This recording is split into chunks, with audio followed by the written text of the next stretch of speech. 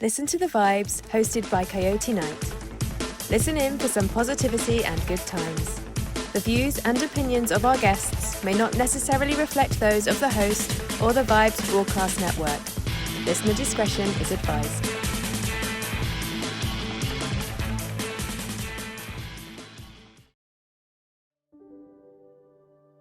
I told you we should have had a garage sale. You'll be fine. It's supposed to be possessed, right? Are you possessed? Does Mom seem okay to you?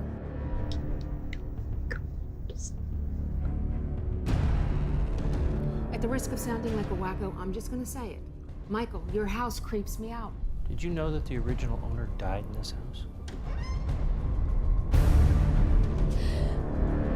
What are you looking for, Kristen? Let me explain a little bit to you about demons. You know who's inside me, preacher boy. Have you heard of deliverance ministry? Don't forget to do your homework.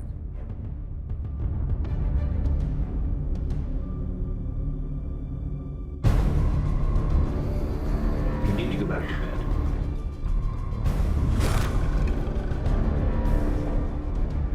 I need my phone.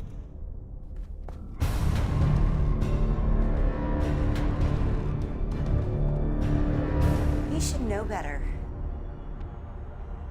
than to be going through my personal belongings.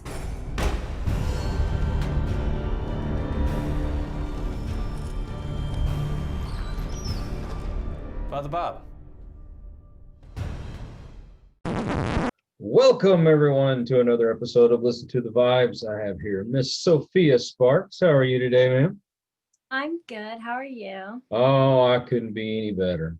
So, this is your time. We want to know more about you. Well, I was born and raised in Tennessee. Well, I was born in South Carolina, moved to Tennessee when I was little, so I claim it as my home.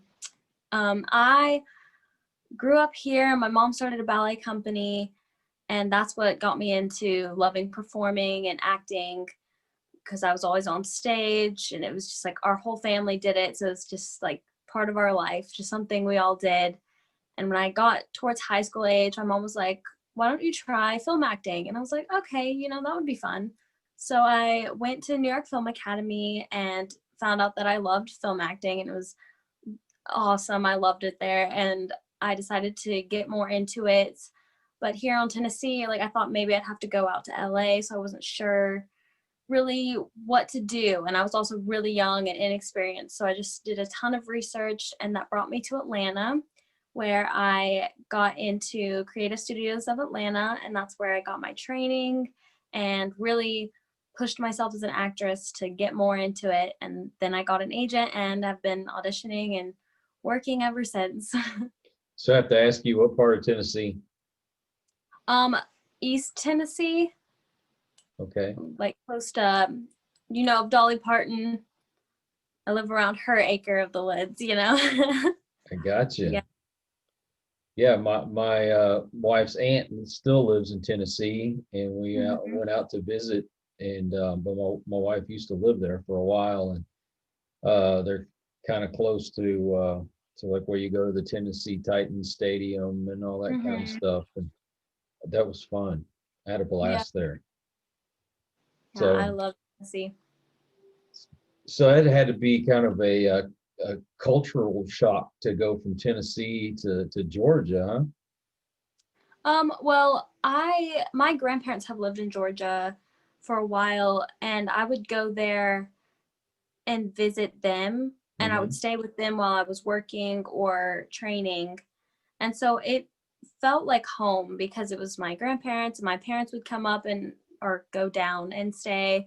And so it wasn't really a culture shock to me, I think, because I've traveled so much ever since I was little. My parents took me to Los Angeles and New York, and I've been to Scotland and Ireland. So I've been all over. So I feel like it wasn't a culture shock to me just because I'm used to going places and exploring. You've been all over. You've been more places than I have. And you're really young. Yeah, I was homeschooled, so that gave me extra time to get to go, because my parents, they wanted us to get to travel and explore other cultures, so that's why they homeschooled us. Oh, well, that's good. It's good that they, exposed you to the world, and Hmm. you got to travel and see so many different places. And so, what is your like most favorite thing to do? The most favorite thing to do, I would say sleep, but that's probably not a good answer. I I have a few favorite things. I love to dance. That is one of my favorite things to do. That's what I do when I'm stressed or angry. I just go and I improv in our studio. I love to write as well, and that's another thing I do in my free time. I'll just sit and write for hours about stories and worlds I've made up in my head. And so, do you want to make acting your career, or are you looking to maybe do something different? I definitely want acting as my main career. It's just something I'm so passionate about, Hmm. and I love it to a different extent. Like I love writing and dancing, but acting has like this different feel to it that the others don't give me. And I think that's why I want it so bad as my career. But I also want to be able to do voiceover and writing and dancing as a career as well. So I think I want them all together.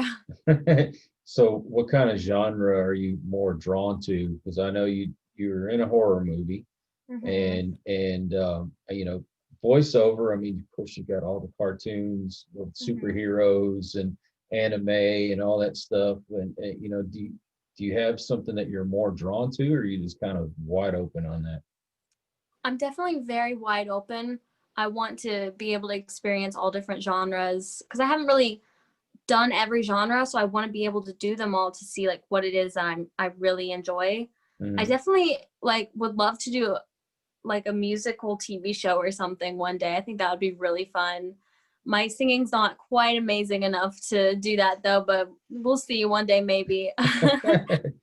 I love drama a lot and romantic comedies. Hmm. So I think those two.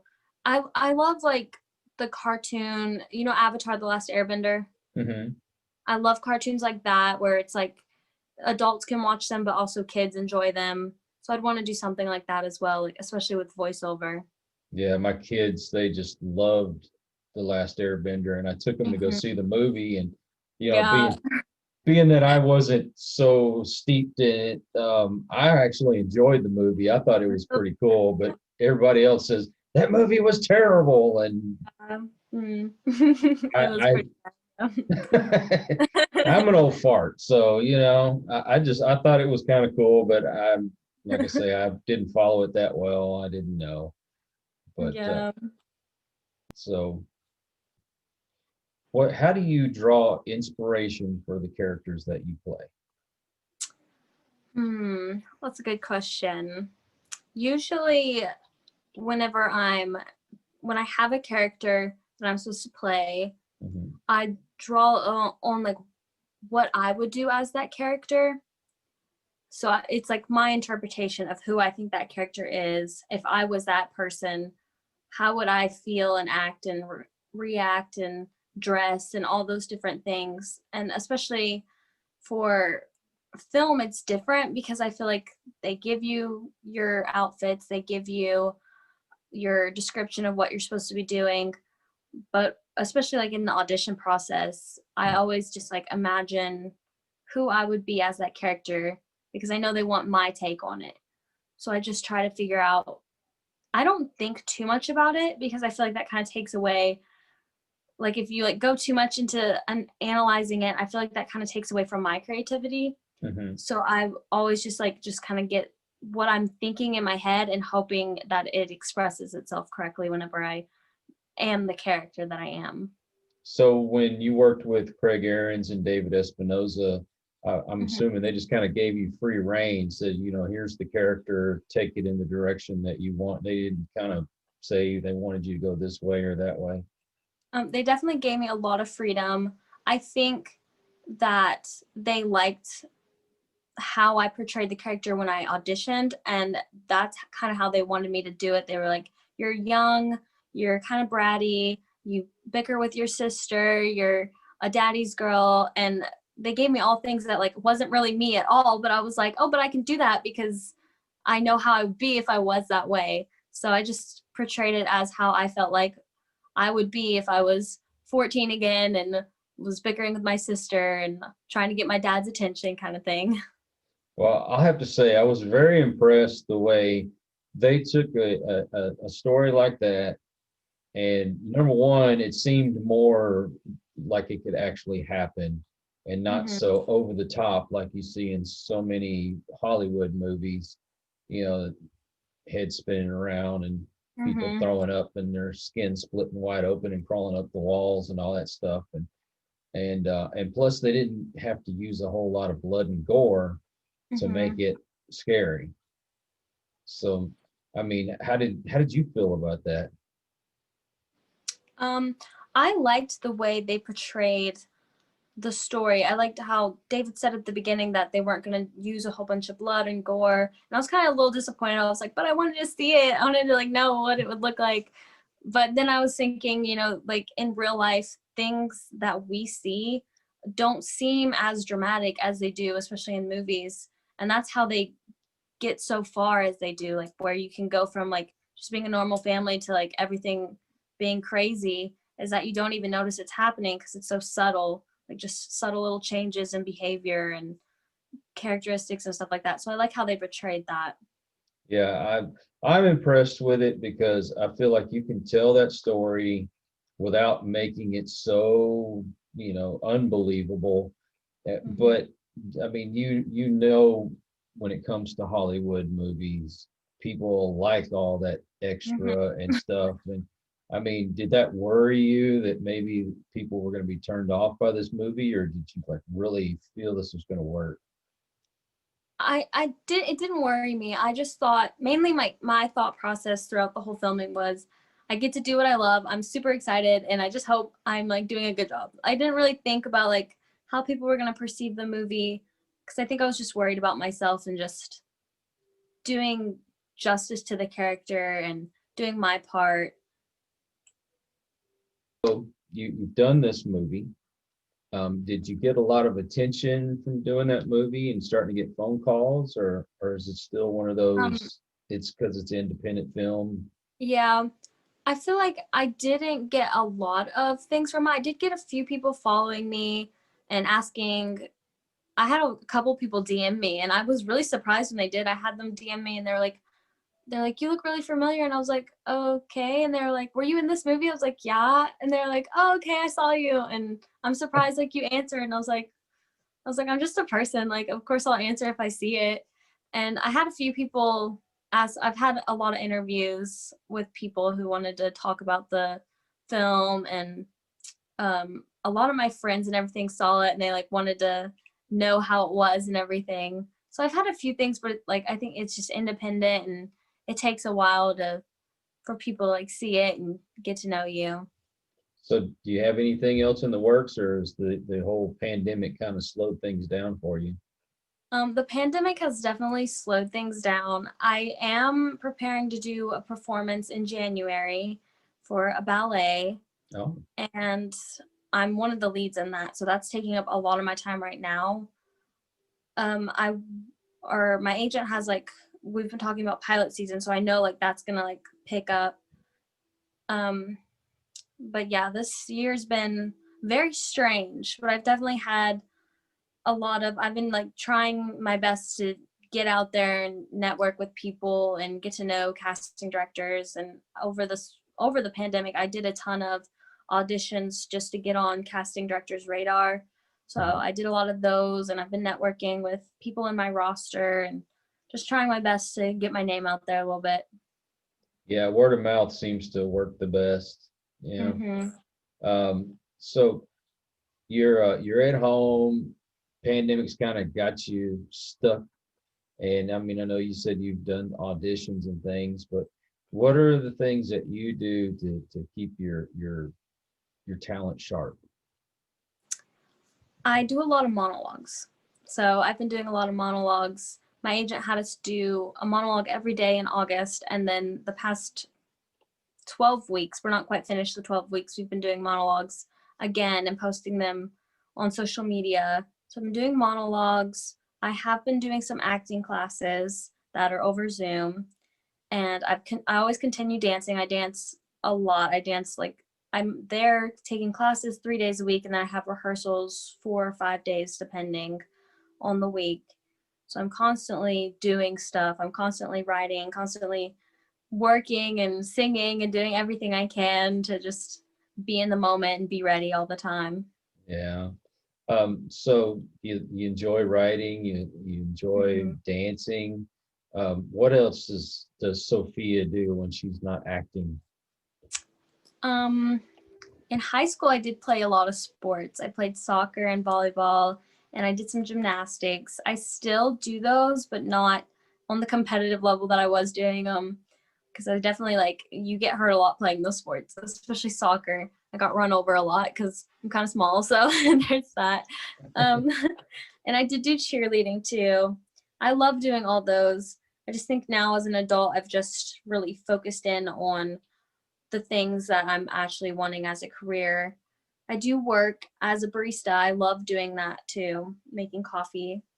I try to do the latte art. It's really fun. My new favorite is Coffee Mate makes this peppermint mocha, and so I add that to my coffee, and it's sugar free because Really?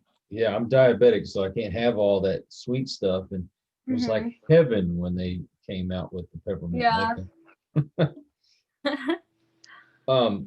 I mean, I have to say, I honestly thought you were still in school. You look so young. Yeah, I know. Everybody thinks I'm still in high school. Are you afraid that you might get typecast because you do look so young? I've definitely got typecast. I'm usually 14 years old and things, which I'm fine with right now because that's where a lot of Riverdale, those people are all playing high schoolers and they're clearly not high schoolers. So I feel like that's good right now to be in that. And there's always dramatic roles and things I'd want to play that are made for younger characters. And I'm fine with that right now.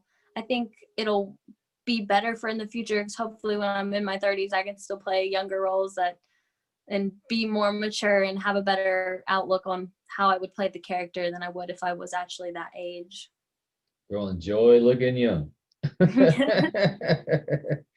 So you said you'd like to do romantic comedies. So you're a big fan of Adam Sandler? I do love Adam Sandler. I haven't watched a lot of his newer films. My brother's really into him, so we would watch his older films a lot when I was younger. I love Adam Sandler, and he was in a new movie. I don't know how recent it was, but it was on Netflix. Murder Mystery or something like that. Oh yeah, where him and I think Jennifer Aniston or something were on a boat. Yeah, I saw that. That was a good one. My favorite has always been The Wedding Singer.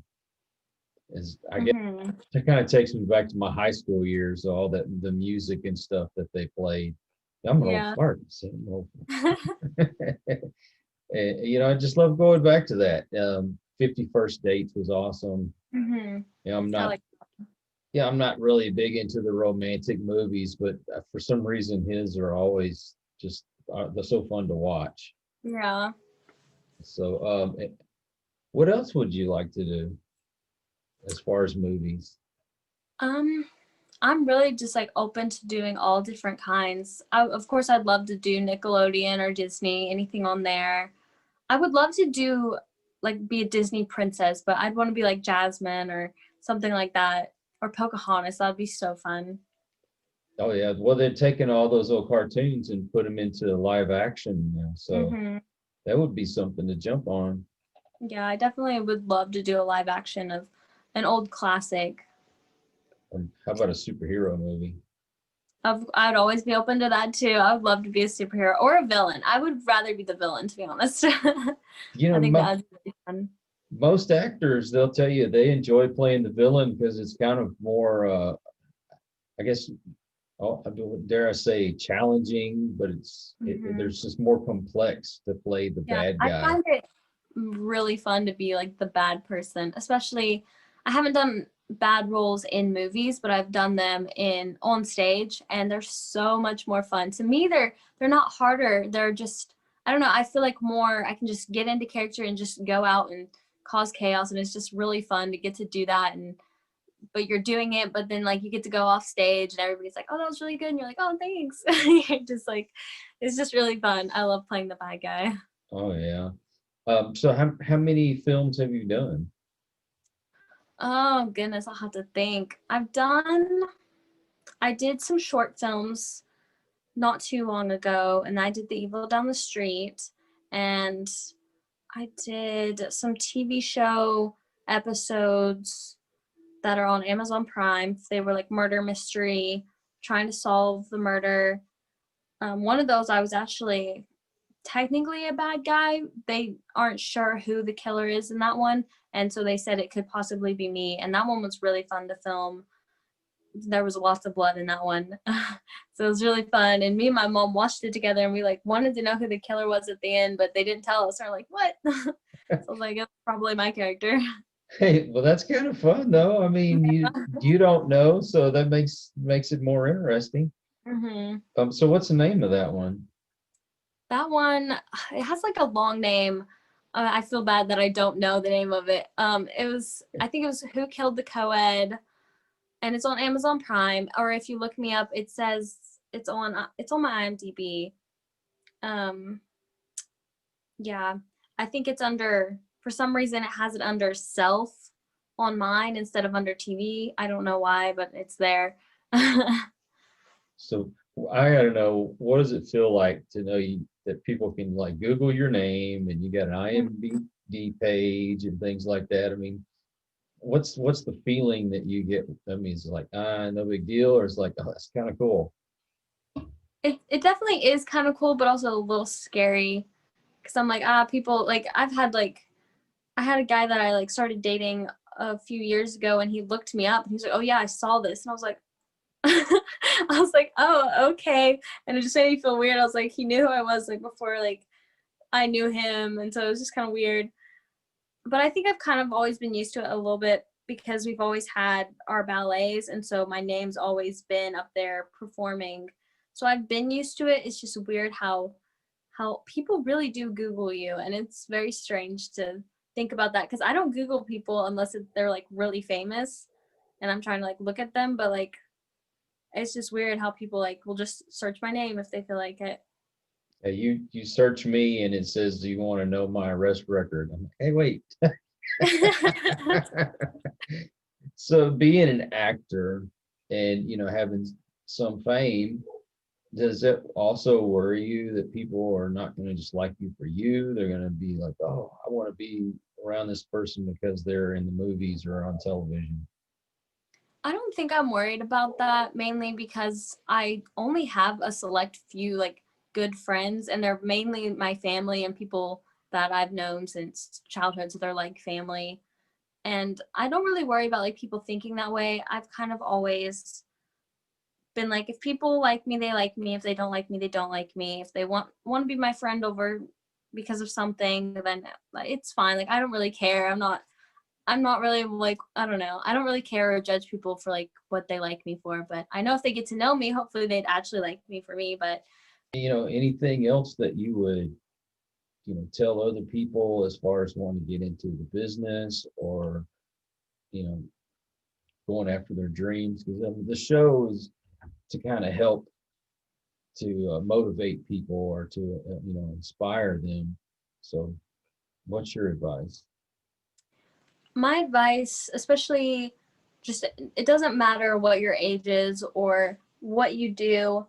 If you have something you love to do and you want to do it, just do your research and get out there and start doing it. And it takes a long time. You're going to be working.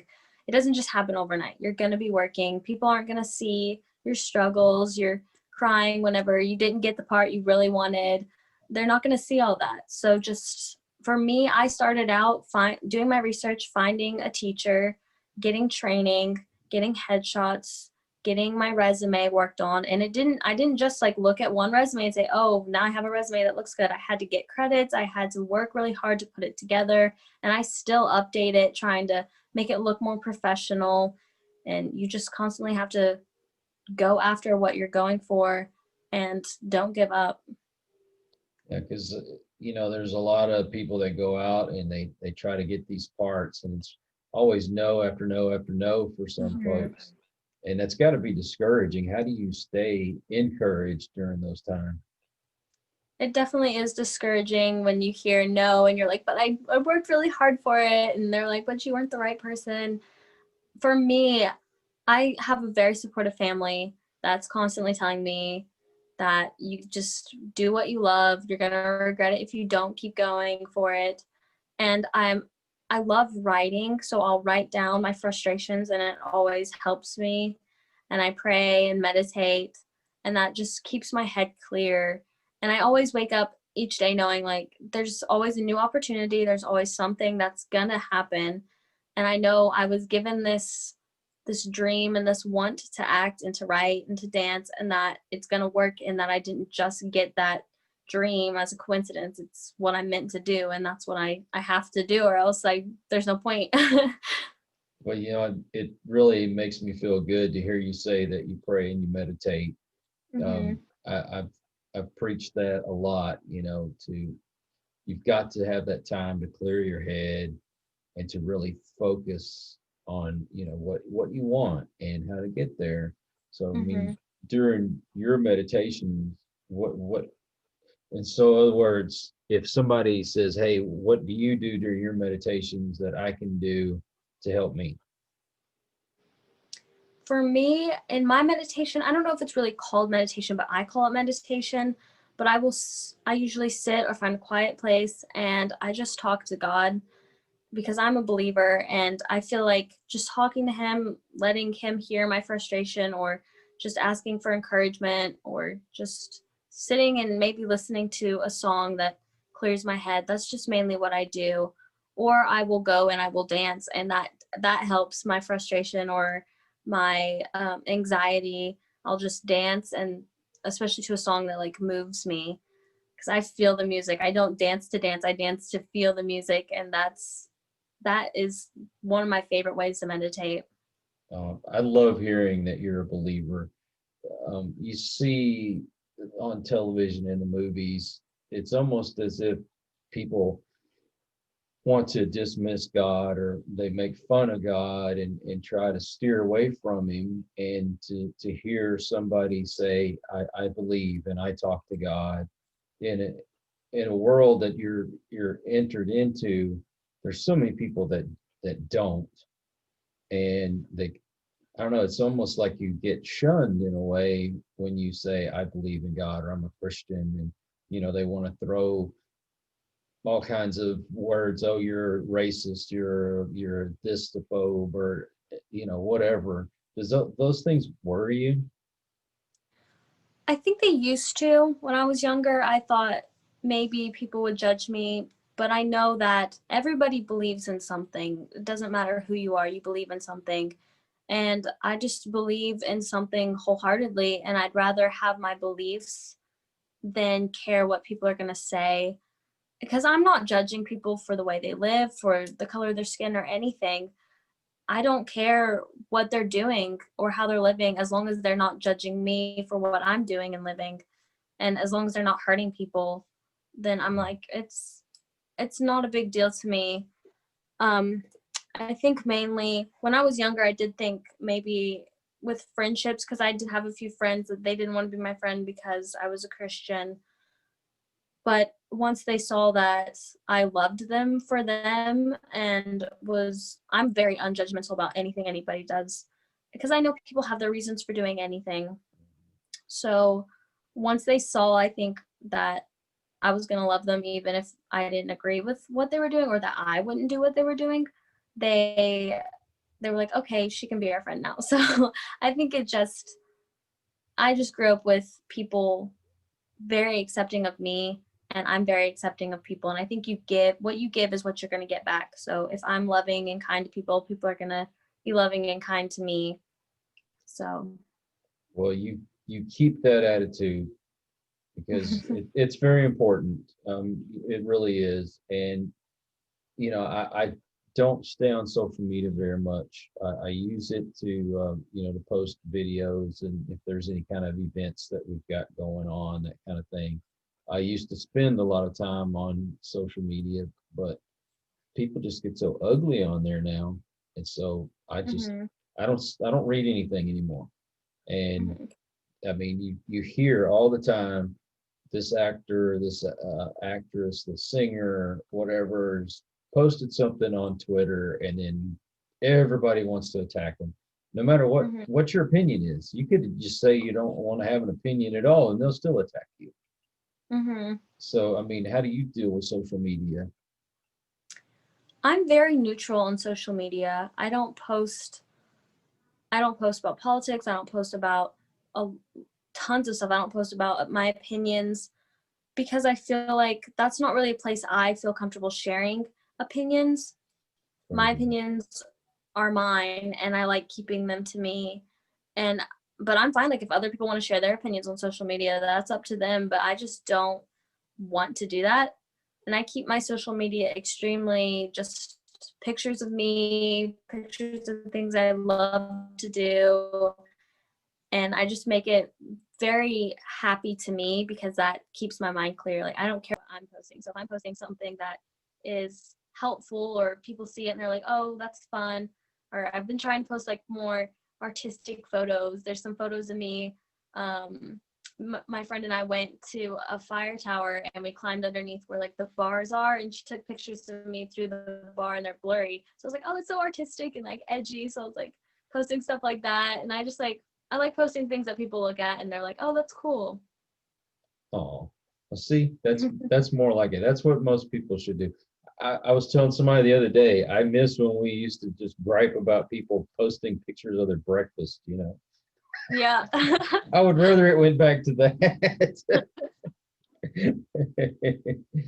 So, what's your future plans?